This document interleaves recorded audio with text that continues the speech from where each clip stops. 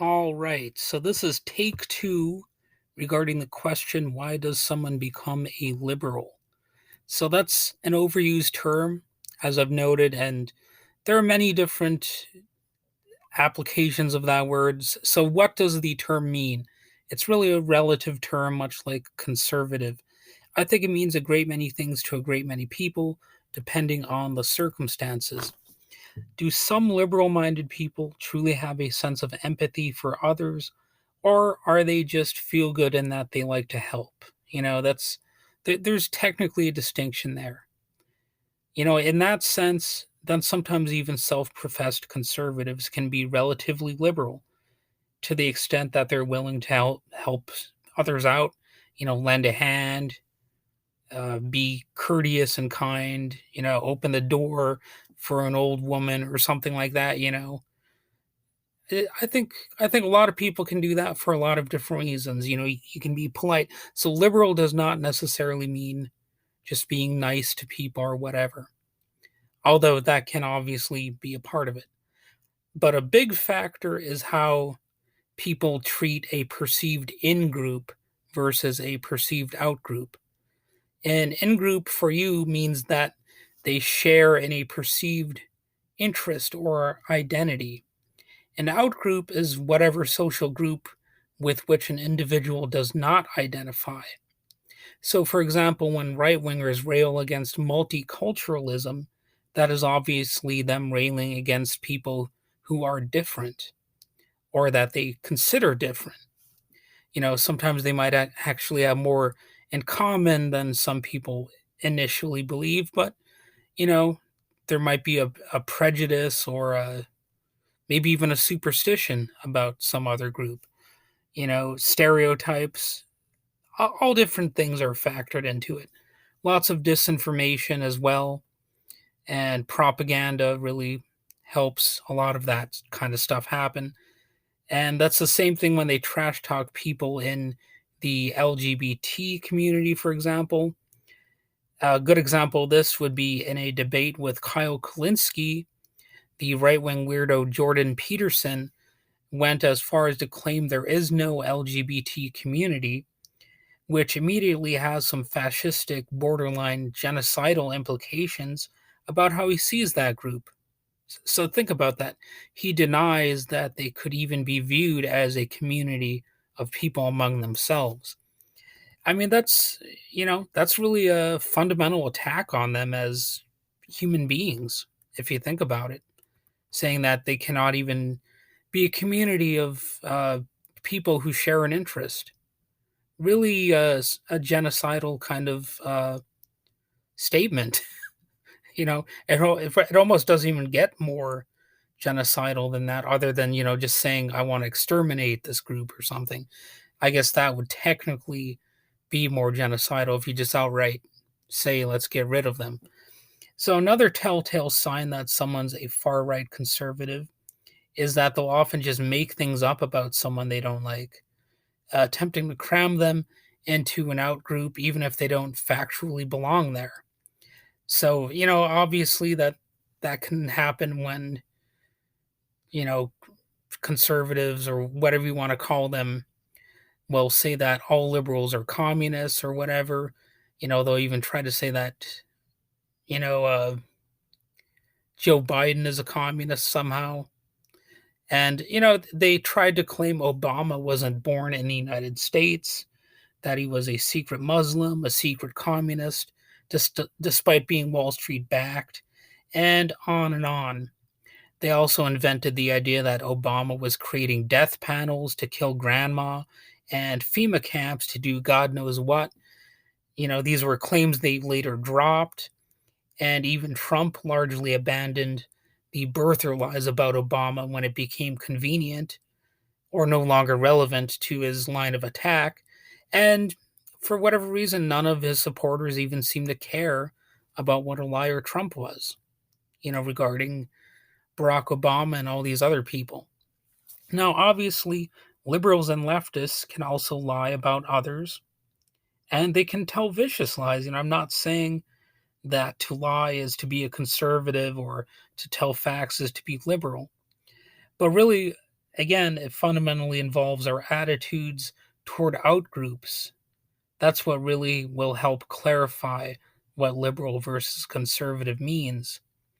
And oddly enough, when it comes down to it, you can find some liberals and leftists who will sometimes say negative things about outgroups. And you might even say, to some extent, that right wingers can be perceived as an outgroup, from a certain perspective, I suppose. Of course, one can freely wonder to what extent a liberal is truly liberal or empathetic. Right wingers love to point out what they consider liberal hypocrisy, and I can understand the appeal of that. I also like to point out liberal hypocrisy or flaws in, thinking of people on the left or what have you. And that's fine so long as they aren't partisan hacks and actually also consider the vast amounts of conservative hypocrisy. Of course, that's something the far right doesn't tend to do. And, you can find people in the Democratic Party who don't care about the hypocrisy of their own favored politicians. So, again, I'm not trying to paint a simple picture that only conservatives can engage in this sort of behavior or right wingers or what have you. So, another question is a self professed liberal or leftist, and there can be a difference, really empathetic, or are they simply courting the goodwill of people who are already liberally inclined to stay a part of that in group? Do the same people have a sense of cognitive dissonance when it comes to their own contradictions, which are inevitable? There will always be some contradictions that people have, especially if they're deeply enmeshed in politics, which can be complicated and contradictory. And just about everybody who has any opinion over time, has moderated their view in some way or augmented it somehow because they get new information that can kind of complicate their previous view. Um, so our mental model of the world is built on what we see and how we feel about it. Many things like kindness, caring, and empathy happen in their own place and time. So, on that note, according to the Greater Good Science Center, empathy is a building block of morality. For people to follow the golden rule, it helps if they can put themselves in someone else's shoes. The simple fact is, if you have a lot of empathy for an outgroup, for another person who is decidedly different from yourself in some significant way, then you are actually relatively liberal in that instance. For example, about 15 years ago or so, I used to debate in a political forum online called Volconvo. One of my original posts there was about how great it was to have an app that would help quote unquote illegal immigrants locate water in desert locations so they wouldn't potentially die of thirst while trying to make it to America to have a better life. In fact, if you want to look at that story, it's a CBS News story that I believe is called GPS Phone to Lead Border Crossers to Water. So it's like an app kind of thing. Well, at the time, the right wingers that I was debating on that forum obviously didn't like that story. They didn't like the availability of that app, and they would much rather apparently see illegals die than come here. And again, that's what they called them. They would call them illegals. And really, one needn't cite a better example of the difference between liberals and right wingers. I cared, at least in the abstract, about people potentially being able to survive, whereas the self professed conservatives there didn't care at all if migrants lived or died.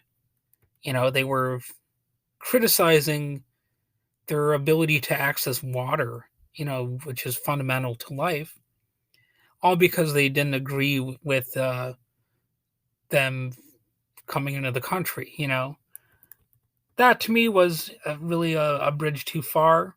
I wasn't willing to say, you know, I want these people to potentially die.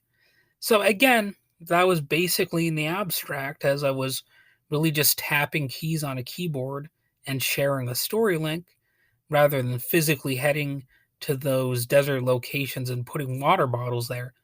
But still, the right wingers in that forum couldn't even be bothered to express empathy in the abstract.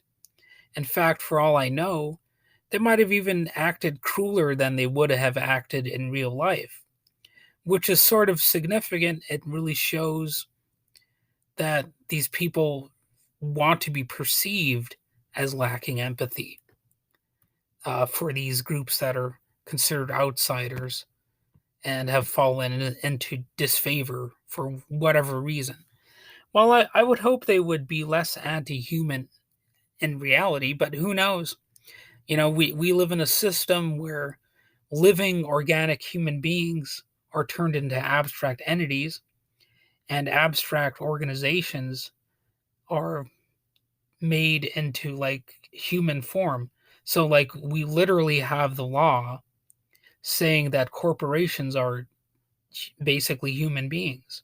That has actually been encoded in the law thanks to our crazy system, and that's partly why such cruelty is able to exist, because people are able to transform people into abstract entities. They become much easier to target if they're not recognized as fully human, and you don't recognize their interests, their wants, or their needs, etc., etc. You don't care about the context of why they are here, what they're doing. You only care about one aspect of them, and that would be their master status. So the fascist far right attitude would be to sadistically snatch water away from a dying person and to not even give them one last drink. And cruelty and a sense of superiority are the point in a case like that. Someone like myself might say, even the worst felon probably deserves the final meal of their choice. It seems the conservative attitude would be no, let them starve. And they might also propose having no trial for those accused of serious crimes as well. That is the non liberal approach to, you know, justice, which would actually be more like just savage retribution, where you don't necessarily care about evidence or anything like that. And of course, recently we saw Donald Trump proposing the death penalty for drug dealers without considering how, if one's life might have been different, plenty of us might have wound up as drug dealers or drug users or illegal immigrants or refugees or any number of things that, might put us in a compromising position that would have us demonized by, nativists or whatever. You know, it's a little bit amazing to me that some people can't even imagine, being in a position where you would need to cross a border, for example. Like if your life is on the line and you need to go somewhere to improve your position in life, just to survive, make ends meet or something like that. Like, why is that such a complicated thing for some people to envision, like as a scenario? Like if my neighborhood was bombed, I would be in that very same spot, wouldn't I? Like like why is it such a stretch to actually put yourself in that scenario and kind of understand it? But some people, they just don't care, I guess. So I'm not an immigrant and I've never been to Mexico. Still, I can imagine having been born in Mexico and needing to seek some immediate means of improving my life, regardless of even what any law says. How it doesn't even mean 100 that I 100% understand every problem involved, but I at least make it a point to try. In contrast, some people actively try to avoid putting themselves in those shoes. They prefer them to be abstract and to be seen as practically nothing but a problem and an enemy of sorts. In fact, many Republicans prefer to add even more negative lies on top, such as claiming they're all trafficking and jihadists, which was something that was a pretty common talking point back in the day, in which some people are even still trying to bring back. And of course, we recently heard the lie that, they're going to be bringing in fentanyl laced Halloween candy and stuff like that. So just really vicious and stupid lies. And I don't want to be such a weird liar, so I am not a far right dupe or even a mere immigrant basher. So on Quora, as another example, I once mentioned how I am a Finnish American and noted how even Finns faced some discrimination in American history, with some in Minnesota going so far as to try deporting Finnish immigrants under the Chinese Exclusion Act. The point was basically that if they, meaning the far right anti outgroup crowd, aren't targeting this group, they're probably targeting that one. And I thought my example would totally drive that point home because Finns were obviously from Europe. Still, the right wingers on Quora responded to that post, and it became painfully clear that the sentiment went totally 100% over their heads, despite being a ridiculously obvious point about how crazy right wing nativist ideology was and really still is. One Quora response erroneously kept emphasizing that because I called myself Finnish American, it must mean I had immigrated here from Finland myself. And they asked me why I'm criticizing America if I'm not from here, which is laughable because I never have set foot in Finland. And, obviously, aside from that, I can criticize the United States because I'm an adult human being with a functioning brain. I also don't think that person was just trolling me either. I think they really were being genuine. They made those assumptions and stupidly ran with them for a great distance. Got a lot of traction out of them.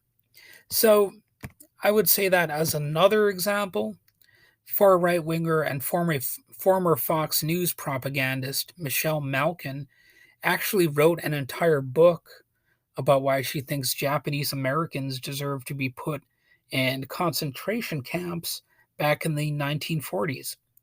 And keep in mind, to write a whole book on that rather than just a one off article really says something about what kind of person she is. Malkin has also hung around with literal white supremacist groups, despite being of Asian descent. And if you were to ask the page, or I mean, if you were to visit the page of one group whose event she spoke at, you would instantly be forced to conclude, oh, yeah, this really is a hate group, and it's not just some liberal lie about them. Like, you can see the white nationalist talking points as plain as day. And that's the group she associated with. And in fact, Airbnb had actually banned her from using their services because she was associating with that white nationalist organization. She was speaking at their events. It's not like she just happened to like one of their posts on Facebook or something or on Twitter. No, she spoke at their events. She's a prominent figure on their websites, even like they have links to her stuff. She's really out there.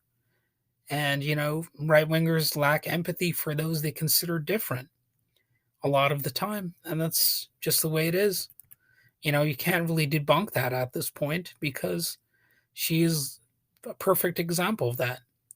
It's just this twisted inability to put oneself in another's shoes that truly defines the far right conservatives or the neo fascists or what have you, whatever you want to call them. Then, of course, you inevitably find these people being egregious hypocrites in some ways. Plenty of conservatives get exposed as having had abortions, extramarital affairs, sexual misconduct scandals, and many are notorious for being closeted despite expressing anti gay views. They quite often present themselves as Christian while, in many cases, representing the opposite values of what Jesus in the Christian Bible represented. So that's why I am relatively liberal. It doesn't mean I'm saying I'm perfect or never hypocritical, or even that I'm not relatively conservative in any possible way. It really just means I'm markedly less fascistic and far less likely to lie about people that the media regards as outgroups. So there you have it. There's my answer for that question.